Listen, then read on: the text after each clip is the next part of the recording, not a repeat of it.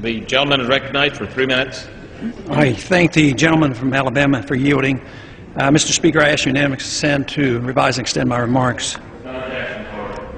Mr. Speaker, I rise in opposition to this piece of legislation. I'm afraid it's not going to do much to solve our problems. I know it's very well intended, and it's believed that more regulations will solve the problem, but quite frankly, the problem that we're facing comes from a very deeply flawed monetary system.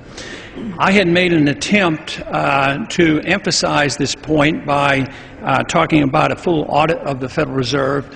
And fortunately, this House was strongly in support of this piece of legislation. There's 320 co-sponsors of this bill. It passed rather easily on the Financial Services Committee, and then it was put into the House version of this reform package. But it was removed in conference. Although there's some attention given to getting more information from the Fed, it truly doesn't serve as a full audit. If we don't eventually address the Federal Reserve in depth, we will never understand how financial bubbles are formed and why more regulations tend to fail. If the financial markets were pleased with what we're doing here today and the discussion in the last several weeks, they wouldn't be reeling as they are at this very moment. So I would say that we should be very cautious in expanding the role of the regulatory agencies, which does not solve the problem.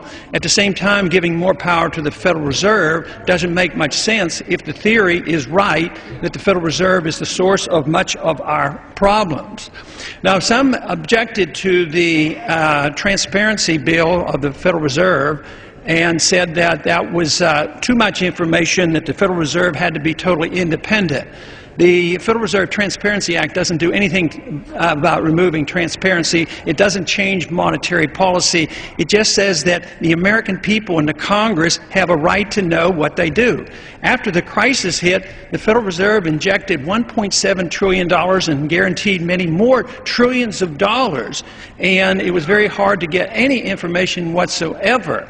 So an ongoing audit to find out exactly what they do and why they do it, I think, would be a first step to finding out the relationship of the Federal Reserve System to the banking system and the financial community.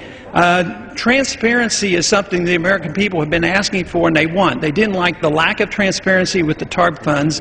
And once the American people found out about what goes on at the Fed, they want transparency of the Fed. So fortunately today we'll have a chance to vote on this because it will be in the recommittal motion, and it will give us a chance to put the language back in, the H.R. 1207, the Federal Reserve Transparency Act, a chance to audit the Fed. So this will be a perfect opportunity to emphasize the importance of the Fed and to say that we do need a full audit.